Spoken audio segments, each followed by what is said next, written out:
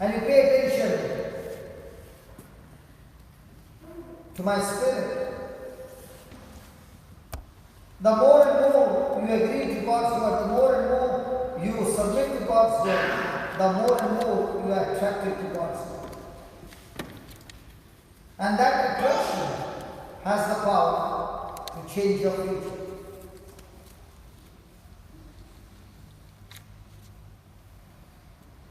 Praise the Lord. So keep them before your eyes does not mean keep them physically before your eyes. It means keep that vision, keep that dream, keep that desire that you have before your eyes and step out in faith and tell the Lord, Lord, here I am, stepping out in faith, trusting you in my relationship with you. And as I move, Lord, the vision that I have, you, Almighty God, will surely bring it to pass. Amen? Amen. So we finish 3 parts.